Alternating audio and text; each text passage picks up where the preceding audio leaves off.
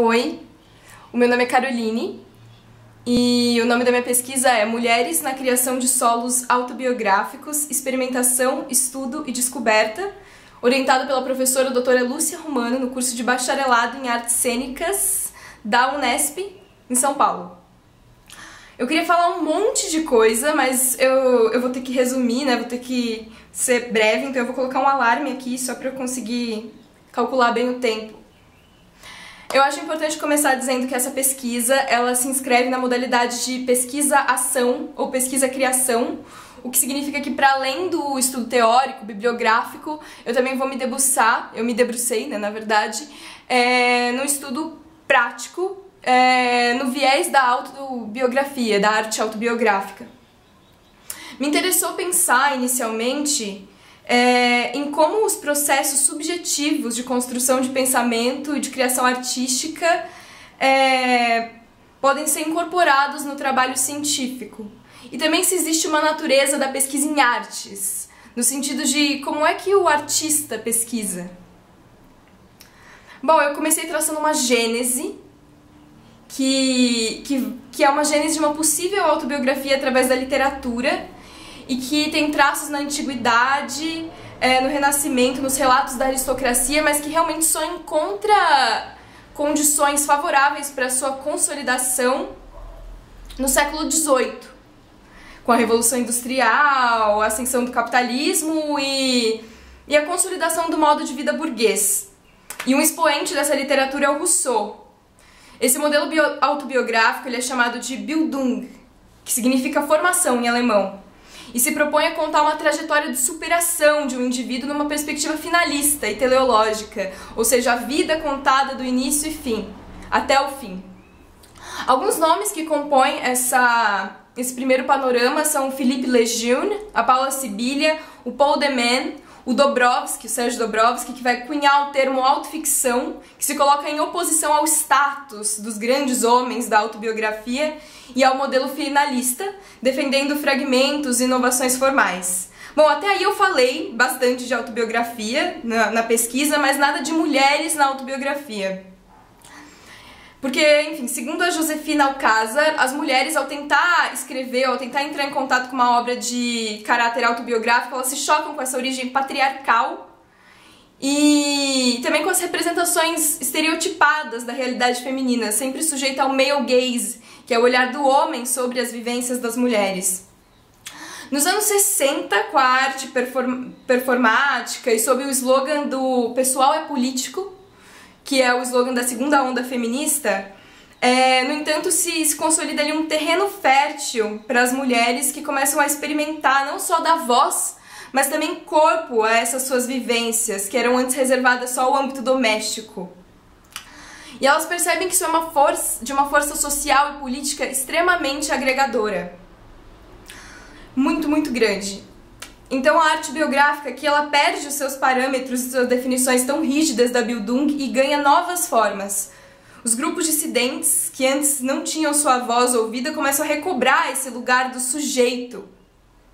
E não apenas de outridade, né? Não apenas sendo um outro em relação ao homem, branco, cis, hétero, etc. E eles fazem isso com pioneirismo e com inventividade formal. Algumas artistas citadas na pesquisa e que operaram nesse viés da arte biográfica de diferentes formas são a Caroline Schneemann, a Anne Sprinkle, a Judy Chicago, a Holly Hughes, Peggy Shaw, a Orlan, a Nádia Granados, saindo um pouco da América do Norte, né?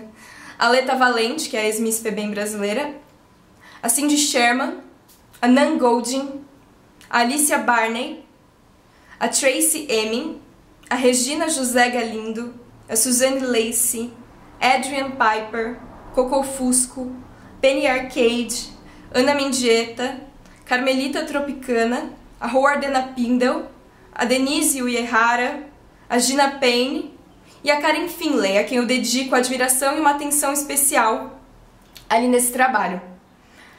Já o teatro, a partir do século XX, vai beber muito das fontes da arte da performance e tal, e aí começam a ganhar força os teatros documentário, teatros do real, teatro performativo e pós-dramático, usando esses termos para definir uma gama muito grande de manifestações, né, de experiências totalmente variadas. E a partir dessa perspectiva dos jogos entre teatralidade e performatividade, entre real e ficção, eu realizei conversas com duas artistas da cena teatral paulistana que eu acredito que tenham grande relevância quando se trata desse tema e no âmbito da criação autoral, que é a Carolina Bianchi e a Janaína Leite. As minhas conversas com elas foram muito no sentido de entender os seus processos de criação e de como eles reverberam e são incorporados nas práticas e nas obras finais.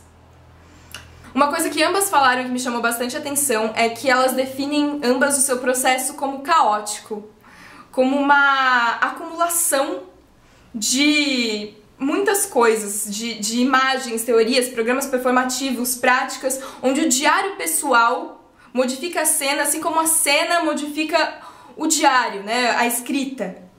E ele é um grande aliado no processo. Eu pego esse gancho aqui para falar da segunda parte da iniciação científica, que é onde eu me debruço sobre o diário propriamente dito e sobre as minhas próprias investigações. O diário, ele é geralmente alusivo e não descritivo, ele faz alusão às situações. Ele não é narrativo porque ele está sempre sob o signo do presente. E muitas vezes nem o próprio autor do diário sabe o que está por vir enquanto ele está escrevendo. Ou às vezes até se espanta ao encontrar algo que escreveu em outro momento, se dando de cara com esse outro eu. É uma criação de... uma acumulação criativa de fragmentos, que é algo que o Seligman Silva vai falar. E não segue nenhum tipo de linearidade, não constitui um sujeito coeso. Aqui, né, nessa pesquisa, eu defendo que o diário deve ser visto mais como uma prática e não como um produto final. E além disso, o diário ele abarca uma gama muito grande de manifestações e de formatos. Isso também vai ser discutido. A ideia é pensar nele não como apenas um aliado na criação artística, embora também seja um grande aliado na criação artística, mas um lugar de onde se emerjam novas formas, novas dramaturgias possíveis. Isso também a Holly Prado, em 77, vai defender. Enfim, nessa segunda parte eu falo também sobre os meus processos criativos de construção dramatúrgica a partir do diário, como foi o processo da construção do meu próprio solo, Coreografias da Alcova, e alguns outros processos artísticos que eu estive envolvida durante esse tempo. E pensando também que a gente está no meio de uma pandemia da Covid-19, né, isolados, o que faz com que os solos eles ganhem uma certa popularidade agora por ser uma forma viável nesse período de isolamento. Então eu me questiono como é que essa criação online, num espaço onde sempre produziu intimidade, que é a intimidade exposta, ela se dá. Um espaço, né, online que veicula com tanta facilidade narrativas hegemônicas de sucesso e de superação. Existe essa busca por originalidade de formas, mas também existem os próprios layouts das plataformas online que suscitam uma padronização. E aí fica a pergunta, né? É possível profanar esses meios? Descobrir outras lógicas dentro deles? Eu concluo a pesquisa de certa forma, eu chego a essa conclusão de que a inventividade ela se dá através da forma e que se faz necessária a invenção de novas formas singulares e contra-hegemônicas, né? Contra o modelo da Bildung, que fujam dessa narrativa de superação. Novas formas precisam ser incessantemente forjadas, o que significa também que precisam ser incansavelmente profanadas, ou seja, devolvidas ao uso comum, descolonizadas, descanonizadas, usadas de outra maneira. Isso inclui pensar sobre o agenciamento de nossas corporeidades, sobre a emancipação dos elementos de cena, sobre a relação hierárquica na criação, sobre espacialidade, sobre a relação com o espectador, sobre as palavras que se escolhe ou não se escolhe usar. O fazer artístico autobiográfico feminista, aqui estudado, também pressupõe uma maneira outra de relacionar-se com o mundo, com as pessoas, com saberes práticos, com a teoria e com a criação em artes.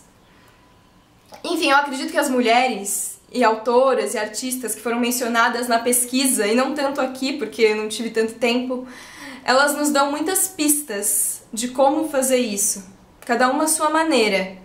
E o diário constituindo esse processo como um elemento imprescindível.